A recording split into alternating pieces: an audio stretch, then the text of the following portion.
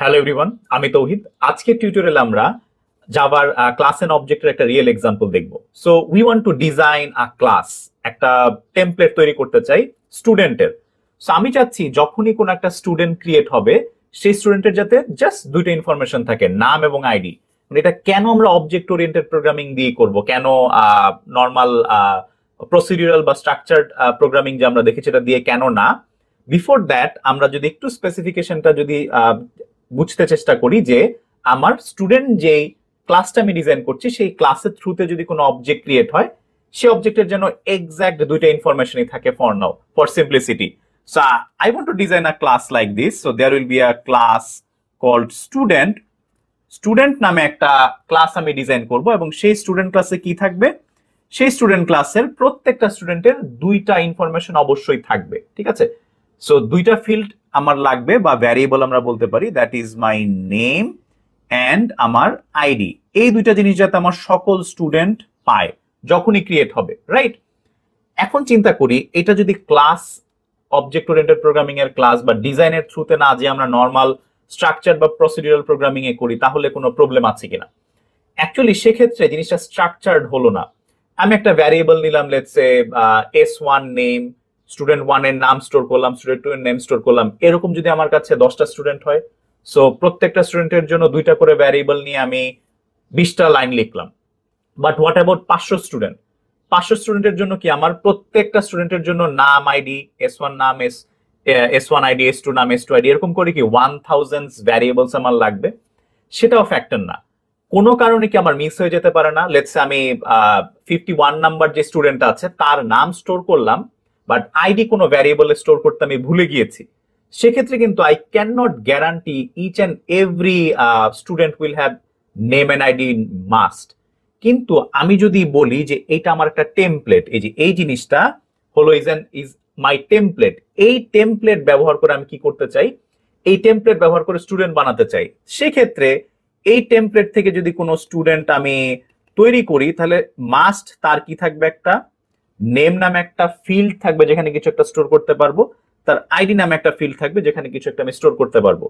ঠিক তেমনি ভাবে আমি যদি আরেকটা স্টুডেন্ট তৈরি করি, আমি টেমপ্লেট কিন্তু এই কারণেই বানাচ্ছি যাতে আমি কি করতে পারি, নতুন নতুন অ্যাকচুয়াল ফিজিক্যাল এন্টিটি, যেটাকে আমরা অবজেক্ট বলি, অবজেক্ট তৈরি করতে পারবো, right? So this will be my another student. So all of this students will have name and ID. এই জিনিসগুলো স্টোর করার তার একটা জায়গা থাকবে, রাইট? সো আমি 3টা অবজেক্ট ক্রিয়েট করলাম এবং প্রত্যেকটা অবজেক্টেরই কি আমার নাম এবং আইডি স্টোর করার মতো জায়গা আমি রাখছি, রাইট? এবং দ্যাটস 100% এনশিওরড যে এই যে আমি অবজেক্ট 1, অবজেক্ট 2 বা অবজেক্ট 3 ক্রিয়েট করছি, even if I create 10 more students, all of my students will have same fields which is for now variables, right? এখন আমরা এই ক্লাসটা আসলে কোডে ডিজাইন করব, কিভাবে করব এটা আমরা আগে একটু দেখি।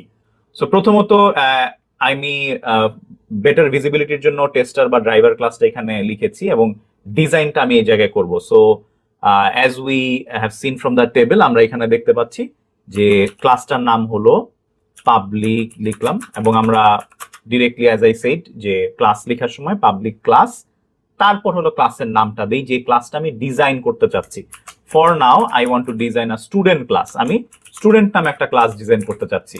এন্ড এটা করার পর কি করতে হবে, আমাদের কোডটা সেভ করতে হবে।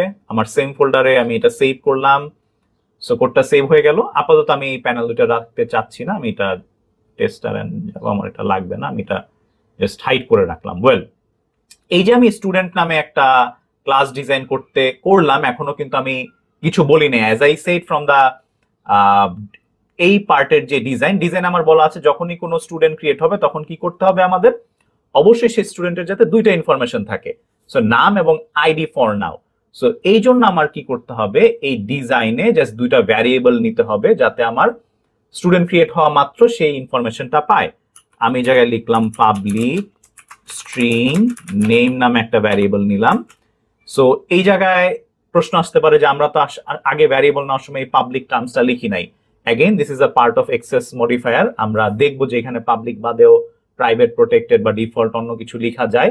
So that will see in a separate tutorial. For now we are writing another variable public string ID.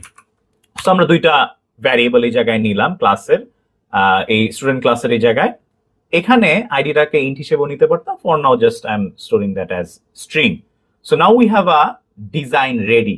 So এইটা হলো আমার একটা টেমপ্লেট বা design. And as we know, design কিন্তু অ্যাকচুয়ালি কি, আমার ডিজাইনটা কিন্তু ফিজিক্যাল স্টুডেন্ট না, এটা হলো আমার একটা টেমপ্লেট, রাইট? এই ক্লাসটা হলো আমার একটা টেমপ্লেট, যে টেমপ্লেট থেকে আমি এই যে এখানে আমি স্টুডেন্ট গুলা বানিয়েছি, স্টুডেন্ট বানাবো। এবং বানাবো কিসের থ্রুতে?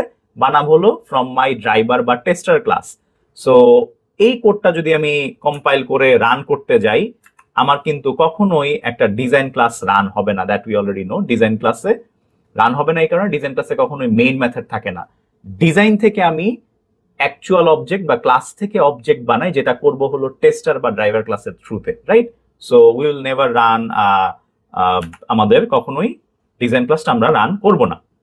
ওয়েল, সো আমাদের ডিজাইন তো রেডি। এখন আমি কিভাবে এই যে এখানে যে অবজেক্ট গুলো বানানো আছে, কিভাবে অবজেক্ট বানাতে পারি? অবজেক্ট বানানোর জন্য যেটা করতে হবে, দেয়ার ইজ আ ওয়ে। আমরা অবজেক্ট বানানোর আগে সিম্পলি কি করতাম, আগে যে কোনো একটা ভ্যারিয়েবল লিখলে আমরা এইভাবে লিখতাম না, int let's say x equals to 5। So এই জায়গায় কি করতাম, 5 নামে আমার একটা ভ্যালু আছে, সেই ভ্যালুটা আমি x নামক ভ্যারিয়েবলে স্টোর করছি, এবং যেটার টাইপ হলো আমার ইন্টিজার, রাইট? সো আমাদের ক্লাস ক্রিয়েশনের কিন্তু এক্সাম্পলটা কাইন্ড অফ এরকমই। সো আমি ক্লাস থেকে অবজেক্ট ক্রিয়েশন, আমি অবজেক্ট যদি ক্রিয়েট করতে চাই, প্রথমত আমাদের কি করব, আমরা ক্লাস নেমটা লিখবো। আমি লিখবো ক্লাস নেম, প্রথম আমার ক্লাস নেম লাগবে। দেন আমার দিতে হবে একটা variable, so class name variable equals to, then আমাদের একটা অবজেক্ট ক্রিয়েট করছি, we have to write new, then আবার হলো class name. So this is the part that we need to write for creating an object. একটা object create করার জন্য আমরা এইভাবে লাইনটা লিখে থাকি। সো যেহেতু আমার এই জায়গায় কোন ক্লাস আমরা ডিজাইন করতে চাচ্ছি, আমরা এখানে স্টুডেন্ট ক্লাস ডিজাইন করতে চাচ্ছি, রাইট? সো যেহেতু স্টুডেন্ট ক্লাস ডিজাইন করব, তার মানে এখানে যেমন এক্স এর ডেটা টাইপ ইন বলা লাগে, সো আমি এখন যে অবজেক্টটা ক্রিয়েট করছি তার টাইপটা কি, তার টাইপটা হলো ক্লাসের টাইপ, ইউজার ডিফাইন্ড টাইপ আমি দিয়েছি, রাইট? স্টুডেন্ট, দেন আমার s1 equals to, s1 is just my variable, আমি ভ্যারিয়েবলের জন্য s1 ধরেছি। দেন আমার কি নিউ, সো এই জায়গায় আমি কি করব, নিউ, দেন আবার ক্লাস নেম স্টুডেন্ট। এটা কিন্তু কেস সেনসিটিভ, আমার এখানে ক্যাপিটাল এস, এখানে অবশ্যই ক্যাপিটাল এস দিতে হবে। So we have successfully created an object, আমাদের কিন্তু একটা অবজেক্ট ক্রিয়েট করা done, right? And if you compare with this one, এটা কিন্তু এক্স্যাক্টলি আমার এই যে জিনিসটা এটার মতোই।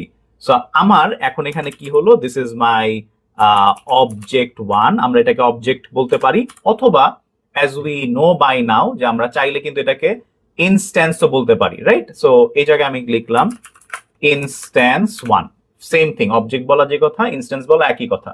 So the way how we create the object, ক্লাসের নাম, যে ক্লাস নাম নিচ্ছি, তারপর একটা ভ্যারিয়েবল, তারপর নিউ কিওয়ার্ডটা ম্যান্ডেটরি, এটার একটা সিগনিফিকেন্স আছে, আমরা সুন দেখবো, তারপর আবার ক্লাস নাম দিব এবং ওপেনিং ক্লোজিং প্যারেনথেসিস দিব। এখন if we create another object, আমরা তো এখানে 3টা করেছি, আপাতত কোডে 2টা করি। যদি আমরা আরেকটা অবজেক্ট ক্রিয়েট করতে চাই, তাহলে কি করব, সেম ওয়েতে এই লাইনটাই আমি আবার লিখবো, student s2 equals to new student. So this is my object or instance 2, আমি 2টা অবজেক্ট ক্রিয়েট করলাম। আচ্ছা, এই যে অবজেক্ট ক্রিয়েট করলাম, আমরা তো বলেছি যে অবজেক্ট ক্রিয়েট করলে নাম আর আইডি চলে আসবে, আমরা এটাতে একটু পরে যাই। আগে একটু এই লাইনটা প্রিন্ট করে দেখি যে আমার অবজেক্টগুলো যে ক্রিয়েট করলাম এখানে আসলে কি হলো, আমরা এই জিনিসটা আগে একটু দেখি। সো আমি এখানে যেহেতু প্রথমে এক্স নিয়েছি, আমি 3টা প্রিন্টিং স্টেটমেন্ট দিচ্ছি, এক্স প্রিন্ট করব, তারপরে s1, দেন হলো s2। এই যে দেখলাম অবজেক্ট, 2টা অবজেক্ট ক্রিয়েট করা ডান, এক্স। যদি এবার এই কোডটা আমি ড্রাইভার কোড থেকে কম্পাইল করলাম, টেস্টার পার্ট থেকে আমরা অবজেক্ট ক্রিয়েট করলাম, এবং if I run this code, see আমার এক্স প্রিন্ট করলে 5 আসলেও পরবর্তীতে s1 এবং s2 প্রিন্ট করলে কিন্তু স্টুডেন্ট @ দিয়ে এরকম কিছু একটা আসছে। This is actually the memory location. এই অবজেক্টটা যে নিউ কিওয়ার্ড ইউজ করেছি, নিউ কিওয়ার্ড পাওয়া মাত্র এই নিউ কিওয়ার্ড হলো আমার পিসির যে মেমোরিতে সে একটা অ্যাকচুয়াল অ্যাড্রেস নিবে, সেই অ্যাড্রেসে অ্যাকচুয়ালি এই স্টুডেন্টটা স্টোর করা আছে। ঠিক তেমনি s2 এর ক্ষেত্রে যে নিউ লিখেছি, এই অ্যাড্রেসে আমাদের এই স্টুডেন্টটা স্টোর করা আছে। বাট ফর দিস ওয়ান আমরা কিন্তু ডিরেক্ট ভ্যালুটা স্টোর করি, রেফারেন্সিং করি। এই জিনিসটা আমরা একটু যদি ডিটেইলিং এ দেখি যে আসলে কি কারণে এমন হচ্ছে, আমরা একটু বোঝার চেষ্টা করি। সো প্রথমত আমাদের এই জায়গায় লাইন ছিল, আমরা যদি এই জায়গায় দেখি, সো দিস ওয়াজ ইন্ট, আমরা লিখেছিলাম int x equals to 5. So whenever we have written int x equals to 5, তখন আমাদের যেটা হয়েছিল, আমরা জাভাতে এরকম একটা বক্স ক্রিয়েট হচ্ছে। So this is my box called x। এই x বক্সে আমি ডিরেক্টলি 5টাকে স্টোর করছি, 5। So this is basically the value, right? Directly ভ্যালুটা আমার বক্সে স্টোর হচ্ছে, রাইট? এটা হলো আমার কেস 1। বাট যখনই আমি এখানে লিখছি student s1 equals to new student, right? For 6 number line, 6 number লাইনে লিখছি আমি কি, student s1 equals to new student. এই লাইনটা লেখা মাত্র আমার কি হচ্ছে, আমাদের একটা অবজেক্ট ক্রিয়েট হচ্ছে মেমোরিতে। What happens is, if we think of this example এক্সেটটা, তাহলে আমাদের কাছে মনে হতে পারে okay there will be a box, এবং এইটার ভিতরে কি আমার একটা স্টুডেন্ট থাকবে যেটা আমি s1, এবং এখানে আমার নেম বা আমরা একটু আগে দেখেছি বা আইডি, এই জায়গায় আমার নেম আমি ছোট করে লিখলাম, নেম আইডি স্টোর থাকবে। ব্যাপারটা এরকম না, দিস ডাজ নট হ্যাপেন। এই জিনিসটা এইভাবে হয় না। এই কারণে আমি যখন s1 প্রিন্ট করি, আমার কাছে কিন্তু এই স্টুডেন্টটা ডিরেক্ট নাম আইডি সহ প্রিন্ট আসে না, বা আমি কিছু এখনো স্টোর করি নাই, ডিরেক্টলি স্টুডেন্টটা কিন্তু আসছে না। আসছে কি একটা location, as we can see here 9403, বা ছোট একটা লোকেশন আসতেছে। The reason behind this is, আমরা যখনই এইভাবে করি, আমাদের জাভা যেটা করে অবজেক্ট ওরিয়েন্টেড প্রোগ্রামিং এ, সো এই ও একটা স্টুডেন্ট ক্রিয়েট করবে। So this is my student, এবং ওই স্টুডেন্ট যখন ক্রিয়েট করবে, অবশ্যই যেহেতু অবজেক্ট অ্যাজ উই নো, তাকে অবশ্যই একটা লোকেশনে ক্রিয়েট করতে হবে। সো মেমোরির একটা লোকেশনে ক্রিয়েট হবে। বাট আমরা বুঝার সুবিধার্থে আমি ধরে নিচ্ছি আমার প্রথম অবজেক্টটা ঢাকা লোকেশন। জাস্ট আমি মানে এই 9403 কেই না বলে আমি ঢাকা লিখেছি আমার বুঝার সুবিধার জন্য আপনাদের। সো হোয়াট হ্যাপেন্স ইজ, সে যে বক্সটা আমার s1 নামে যে বক্সটা আছে, এই s1 বক্সে রেফারেন্সটা স্টোর হয়, এই ঢাকাটা এসে আমার এই বক্সে স্টোর হয়। So this Dhaka is stored here, right? x equals to 5 এর ক্ষেত্রে কিন্তু এই ভ্যালুটা আমার স্টোর হচ্ছিল, নট দা রেফারেন্স এখানে। So that was storing the value. But for object, এই জায়গায় যে অবজেক্টটা, এক্ষেত্রে আমার অবজেক্টের ভিতরে, আমার ভ্যারিয়েবলের ভিতরে কি থাকবে, রেফারেন্সটা থাকবে। সো দিস ইজ রং। এটা যদি একটু সিম্পলি চিন্তা করি, for let's say BRAC university, BRAC university যে একটা অবজেক্ট বা বিল্ডিংটার লোকেশন কি, বিল্ডিং লোকেশন ঢাকা, বাড্ডার ঢাকাতে, রাইট? বাড্ডা যদি ধরি, আমি ব্র্যাক ইউনিভার্সিটিকে চিনি, আমার মাথায় কি আছে, আমার মাথায় আছে জাস্ট লোকেশনটা, বাড্ডা। আমার কাছে কিন্তু ব্র্যাক ইউনিভার্সিটিটা স্টোর করা না, I just know the location, right? এখানেও কিন্তু ব্যাপারটা same, this variable holds the location, not the object itself. এটা কিন্তু অবজেক্টকে স্টোর করে না। ঠিক তেমনি আমি যখন আরেকটা অবজেক্ট করছি, student s2 equals to new student, তখন আমাদের যেটা হবে, অ্যাগেইন আমার বক্সের ভিতরে অবজেক্টটা থাকবে না, there will be a box definitely. So the name of the box is s2 and there will be a student, আমার স্টুডেন্ট ক্রিয়েট করলাম, এবং এই যে স্টুডেন্টটা অবশ্যই একটা লোকেশনে ক্রিয়েট হবে, আমি ধরে নিলাম সিটিজি, চিটাগং। এই s2 variable will hold the memory location, এই সিটিজি আমার এই ভিতরে এসে স্টোর হবে। So whenever we create an object, সেই অবজেক্টের কি থাকে, মেমোরি লোকেশনটা স্টোর থাকে, not the object itself. So this is what we said, this is wrong. আমি এখানে যেমন 5 ডিরেক্টলি ভ্যারিয়েবলে রেখেছি, এই ক্ষেত্রে কিন্তু আমাদের এই জিনিসটা হয় না। So I hope that now you got the point. এই কারণে আমি যখন এখানে s1 প্রিন্ট করি, সো s1 প্রিন্ট করলে কি আসবে, s1 বক্সের ভিতরে ঢাকা আসবে। আমি যখন s2 প্রিন্ট করি, সিটিজি আসবে, বা আমার এখানে যে লোকেশন, সেই লোকেশন আসবে। এন্ড অলওয়েজ রিমেম্বার দ্যাট, কখনোই দুইটা অবজেক্ট সেম লোকেশনে ক্রিয়েট হবে না, নেভার এভার। যেহেতু এগুলো ফিজিক্যাল এন্টিটি, আমার রান টাইম এন্টিটি, কখনোই আমার s1 s2 বা যে অবজেক্টের কথা আমরা চিন্তা করি, কখনো এমন হবে না যে দুইটা অবজেক্ট ঢাকাতে ক্রিয়েট হচ্ছে, বা এখানে যে মেমোরি লোকেশন আপনারা রান করে দেখতে পারেন, কখনোই দুইটা অবজেক্টের মেমোরি লোকেশন সেম হবে না, রাইট? সো এখন আমরা যদি একটু কোডে আবার ব্যাক করি, আমরা কি অবজেক্ট জিনিসটাকে আজকেই দেখতে পারলাম যে এরকম অবজেক্ট ক্রিয়েট করলে সেটা লোকেশনে থাকে, এইভাবে ডিরেক্টলি বক্সের ভিতরে থাকে না? This is the first time that we seeing? Actually কিন্তু না। আমরা, ইফ ইউ রিমেম্বার, আমরা যদি স্ট্রাকচার প্রোগ্রামিং এর অ্যারের কথা চিন্তা করি, লেটস সে a1 নামে একটা অ্যারে নিচ্ছি আমি, নিউ ইন্ট, এবং এটার সাইজ দিয়ে দিচ্ছি লেটস সে 4। সো আমরা এই জায়গায় একটা অ্যারে নিলাম। এই যে অ্যারেটা, আমরা যদি অ্যারেটাকে প্রিন্ট করি, so if we print the array A1, so if I now compile it again এবং রান যদি করি, খেয়াল করে দেখি আমার এই জায়গায় কিন্তু একটা অ্যাড্রেস আসতেছে। এটা যেহেতু ইন্টিজারের অ্যারে, এই জন্য এখানে নাই এসেছে আর কি, বাট আমরা আপাতত এর পরের পার্টটুকু দেখলেই হবে। সো এই জায়গায় আমরা কি পাচ্ছি? এই জায়গায় আমরা পাচ্ছি হলো একটা লোকেশন। সো অ্যারেও কিন্তু একটা অবজেক্ট, এখানে ইন্টিজার, আমার ইন্টিজারের অ্যারে ক্রিয়েট করেছি এবং এই অবজেক্টের লোকেশনটাই আসছে। এই জন্য কিন্তু আমরা A1 প্রিন্ট করলে কি লোকেশন পেতাম, বাট এক্স হলো একটা ডিরেক্ট ভ্যালু স্টোর করে। ইফ ইউ রিমেম্বার, আমি যদি অ্যারেটার লেন্থ দেখতে চাই তাহলে কিভাবে করব? অ্যারের লেন্থ যদি দেখতে চাই, অ্যারের লেন্থ দেখার জন্য আমরা এখানে সিম্পলি কি লিখবো? ডিরেক্ট লেন্থ লিখলে কাজ করবে। সো আমি লেন্থ লিখলাম LENGTH। So if I compile it again, it's giving me an error, বলছে যে লেন্থ তো টেস্টার ক্লাসে নাই। খুবই স্বাভাবিক, আসলে তো লেন্থ তো টেস্টার ক্লাসে নাই। So if you remember structure programming থেকে আমি যখন অ্যারে ক্রিয়েট করতাম, অ্যারে কিভাবে প্রিন্ট করে লোকেশন দেখাতো? দ্য রিজন ইজ দ্যাট, যে যখনই কোনো অবজেক্ট আমরা ক্রিয়েট করছি, এই জায়গায় কিন্তু নিউ কিওয়ার্ড ব্যবহার করেছিলাম। সো আমি যদি লেন্থ দেখতে চাই, আমাকে কি বলতে হবে?